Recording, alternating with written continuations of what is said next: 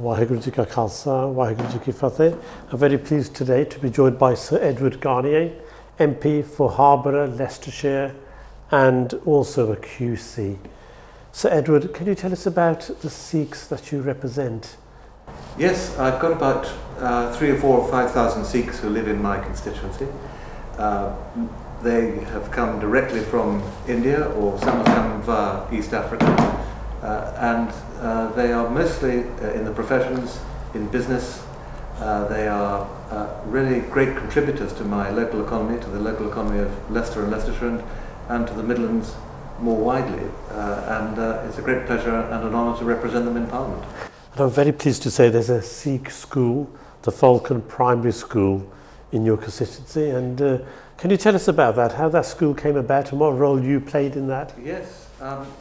About 2-3 years ago, some Sikh people from the Gurdwara in my constituency in Oadby came to see me because they wanted to set up a Sikh free school, primary school. And I did what I could to help them in conjunction with neighbouring MPs. And eventually the school hired staff, found a place, buildings and so forth, and the school began last October.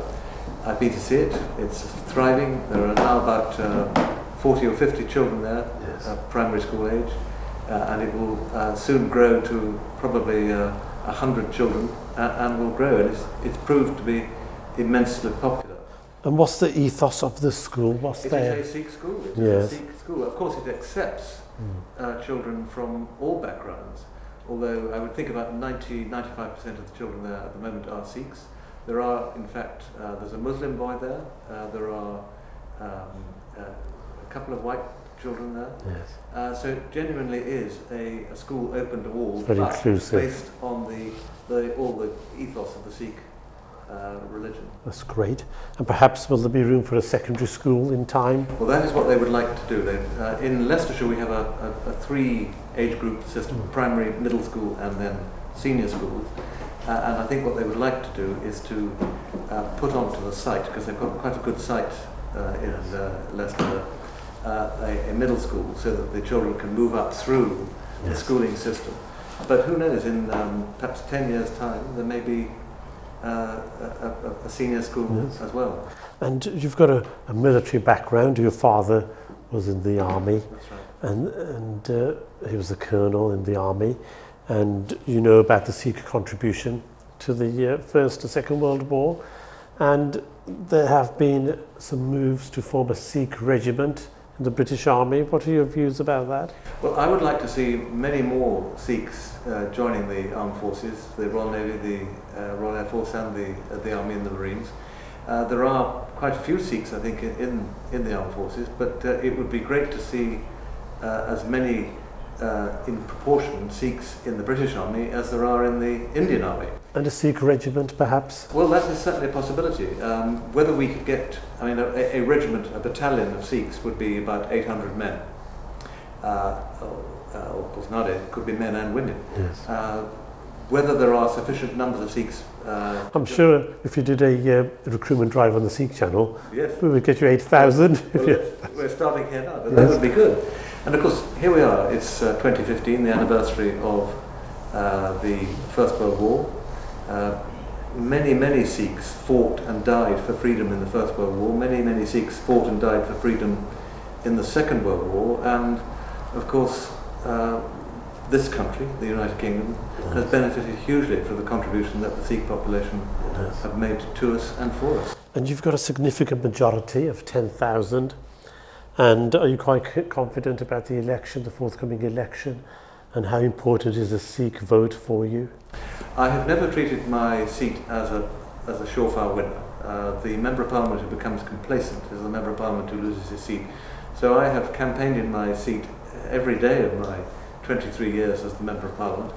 And I hope that my electorate, be they Sikh or be they Hindu or be they Muslim or be they Christian or whatever, will vote for me on my record over the last 23 years and what I've done for all communities in my constituency. But I must say I'm delighted with the friends and supporters that I have in the Sikh community in my constituency. Yes, and you mentioned you've been involved in the Leicester Asian Business Association, and there were some moves to open a local visa office. Has that helped the local Indian community? It has.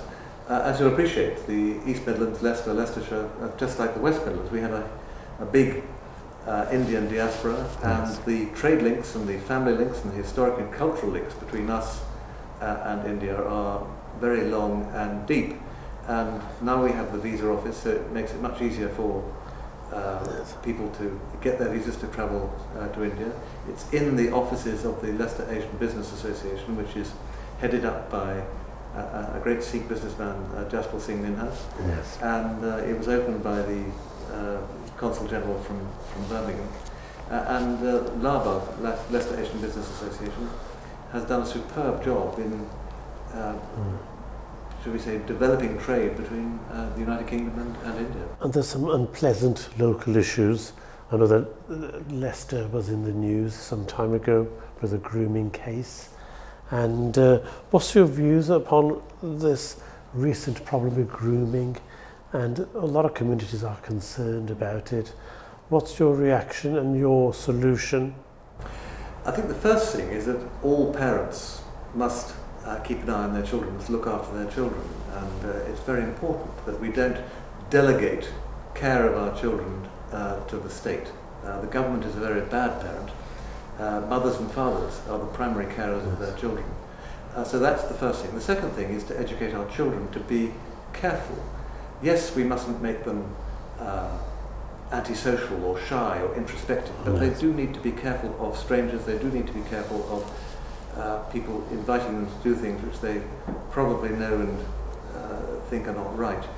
And as to the source of the problem or the issue, how to tackle that? Is it a particular problem with a particular community, or what do you think is the issue? Well, how to go to the source of the problem and prevent it from arising? My experience when I was Solicitor General and dealing with prosecutions of historic sex cases is that sexual deviancy is not limited to one race or colour or creed. There are plenty of people in this jurisdiction, I'm afraid, of all communities who will commit sexual crimes against children. So the law needs to be firm, we need to get the evidence, and we need to prosecute very severely these people who do these things. But I think community leaders, religious leaders in all of our communities need to advise, need to teach, and need to make clear that abusing children is wholly unacceptable anywhere, not just in particular communities. Yes. And the Conservative Party initiated the Vaisakhi function at Downing Street. And how do you feel about that? Was that something you're proud of, that has happened under the present government? It is. David Cameron invited members of Parliament to bring Sikhs to celebrate Vaisakhi at number 10 Downing Street. It is a wonderful place to go to. It's a real thrill for members of Parliament, let alone for our constituents to come. And over the last few years I've been able to take groups of about 4 or 5 Sikh constituents to number 10. It's a great place for them to meet other Sikhs, to network, but also to celebrate being a Sikh and being a British Sikh.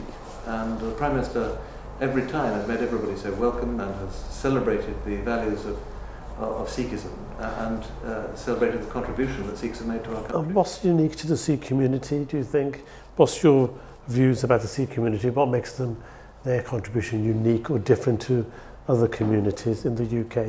Well, beyond the 5 Ks and their religious tenets, it struck me from all the Sikhs that I have known and have become great friends with in my constituency, they're great family people, they are hard workers, and they are givers.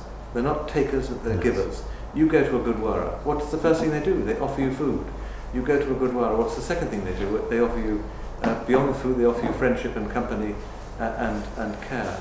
And that, it seems to me, is, if you like, a metaphor for what Sikhism has done for Britain, has done for the United Kingdom, and has done for so many other host communities throughout the world. And there's been a lot of talk by David Cameron about British values in schools, the need to teach British values, and recently we've seen again in the press some reaction to that, that perhaps British values can't be defined clearly. What about Sikh values? Would it benefit the general population to introduce Sikh value, Sikh ethos education across all the education curriculum? Is that something you would support? The British values and Sikh values coincide. Fairness, compassion, helping others, self-respect, responsibility for yourself and for others. You go to the Falcon Primary School in Leicester and you will see Sikh values being taught, and as I stood there listening to a class going on, I said, this could be a Church of England school, this could be a state primary school. This struck me as being a thoroughly good place to have children brought up and to be taught, and as I say, it seems to be Sikhism and British values just cross. In terms of the RE curriculum, would you support it being introduced, give a greater prominence in the RE lessons in state schools? Because at the moment, the Sikh faith is given very little time and prominence during RE lessons. I know that from personal experience of my children's schooling. Is that something you could take up for the Sikh community? Well, every state primary school has to have RE, and they are, I think, required to teach two religions. Now, I've got schools in my constituency, not just the Sikh free school we're talking about, but I've got ordinary state primary schools where half the school population is non-Christian. So they could be Sikhs, they could be Hindus, they could be Muslims. And the schools there are very sensitive to the footprint that they have, and they teach Sikhism, they teach Hinduism and so forth, not just the established religion of our country. But it seems to me that every school should teach an awareness and an understanding of other people's faiths and religions, and I think you'll find in my patch, in Nodeby, certainly, that does happen on a day-to-day basis. The Vaisakhi function at Downing Street has been welcomed by the Sikh community. Would you support introducing a function every November to mark Guru Nanak Dev Ji's birthday, the founder of the Sikh faith? Is that something we could do at Downing Street? Well, let's get Mr. Cameron back into number 10 and we can put that idea to him. Number 10, of course, is used for a great many non-political, charitable functions. The Prime Minister and his wife have opened it up to all sorts of groups, but let's see if we can get Mr. Cameron back into number 10, and then we'll put that idea to it. And at present, there's only one state-funded Sikh school, which is in Hayes.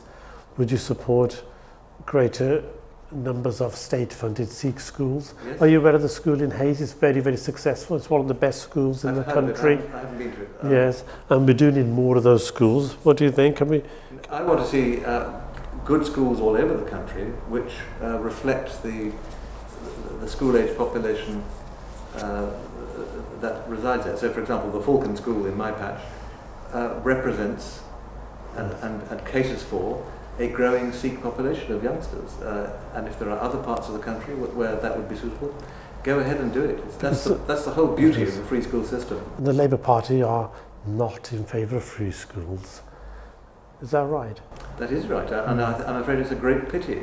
They are preventing local parents choosing the education which they want for their children. Why shouldn't Sikh parents choose a Sikh education? Why shouldn't Jewish parents choose a Jewish education? Why shouldn't Catholics choose a Catholic education? And it seems to me that if we can have more Falcon schools across the West Midlands, across the west of London, and in and around Leicester and Leicestershire, that's all to the good. And we need more Sikhs in Parliament. At present, there's only one Sikh in Parliament, Paul Uppal, with the Conservative Party. Who's worked extremely hard over the last 5 years for Wolverhampton. He's done very well. He has, and he is a great role model for young Sikhs wanting to become involved in politics. Yes. It does take, we can't just magic Sikh members of Parliament. We need Sikhs to encourage... To get involved in politics. To get into local politics, to get into community affairs. Yes. And like Paul, get yourself selected and chosen and elected. And he's doing a fantastic job. Finally, what's your message to the Sikh community in Harborough? What would you like to say to them? Come and vote for the future of Britain. The future of Britain which supports business, which supports families, which wants a low-tax, small state, which wants you as a Sikh individual, as a businessman, as a mother, as a father, to be able to spend your money as you see fit on your family and your and your community. That's what a Conservative government will stand for and try and provide for you. So come and help me provide that for you. That's great. Thank you very much. Sir Edward Garnier, thank you very much for joining the Sikh channel, and we wish you well in the forthcoming election. Thank you very much for having me. Thank you. Vaheguru Ji Ka Khalsa, Vaheguru Ji Ki Fateh.